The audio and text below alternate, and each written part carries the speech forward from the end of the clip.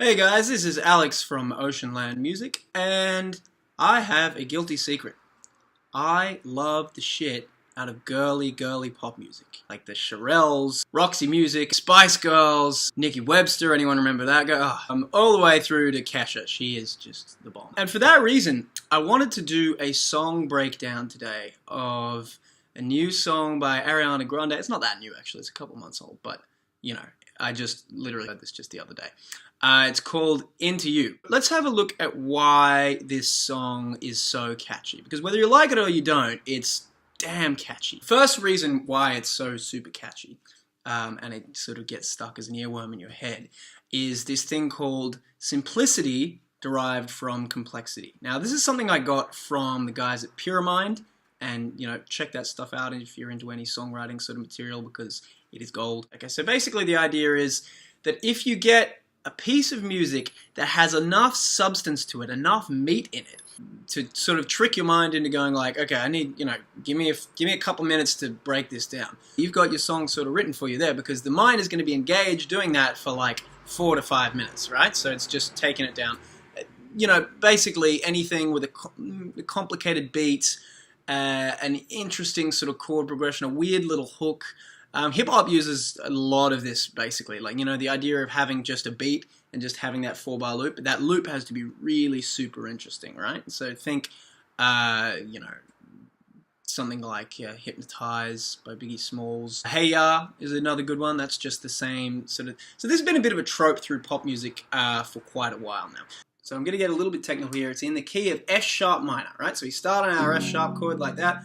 The voicings are a little different, but you know, don't worry, it's the same thing essentially.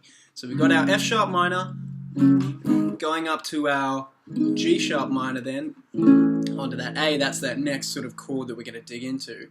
Going to the B minor there, just quickly passing through that C sharp minor, and then sitting on that D for a while.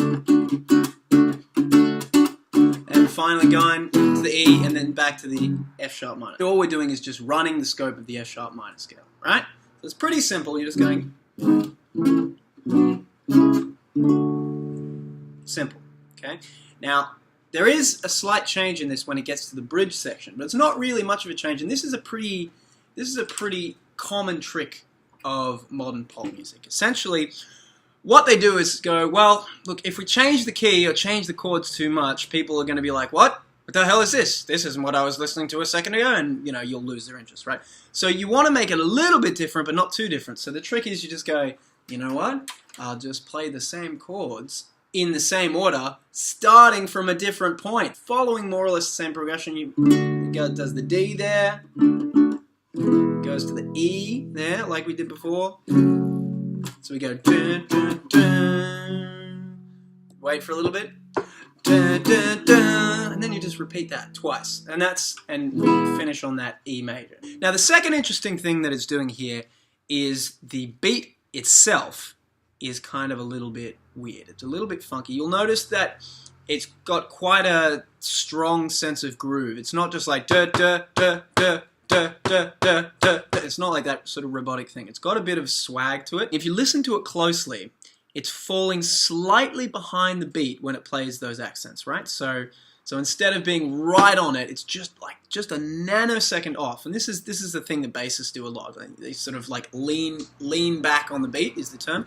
And what that does is it creates a bit of a sense of dynamism. It creates some sort of swagger to it, so the song sounds a little bit more funky or groovy. Those are the technical terms. It's just falling back on that and making sure that you can sort of groove to it. But the trick is that it's doing, so that's something that's been used in sort of funk music and soul music for a long time, right up to hip-hop. The different thing here that it's doing is that it's actually simultaneously keeping that 4/4 beat. So this is like pure crossover, really, in terms of what we're doing. This is like the essence of dance R&B crossover, right? And it's you know, what you'd call an R&B song, I guess, or R&B pop, in that it's keeping that 4 to the floor beat, right? So it's like, okay, we got the best of the electro world, and then we've got the best of that sort of funky soul thing as well. One of the cool things about it that I quite like is that the the stabby bits, you know, the what do you call the bass line?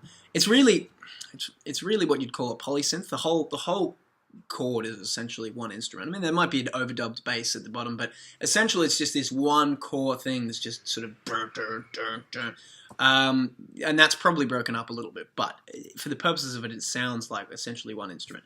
And what I like about it is that they're keeping that cutoff down, as in the filter. They're keeping the filter down so that the first bit's sort of low key and it's just sort of sounds like a bass, like boom, boom, boom, boom.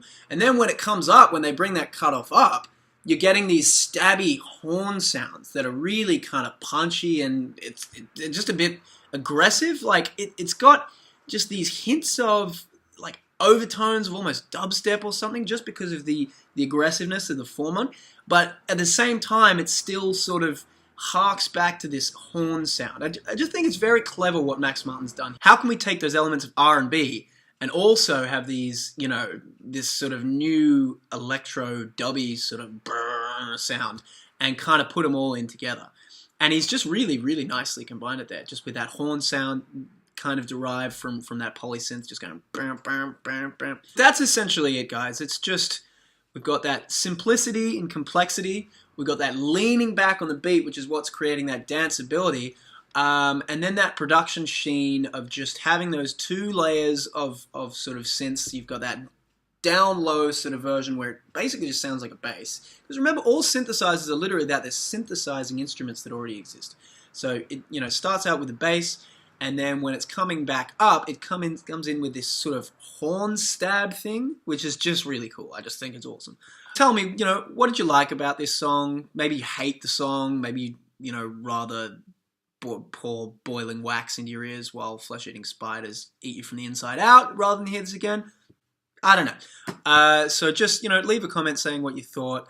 And if you like this video, like it and subscribe. That'd be great. Have a good one.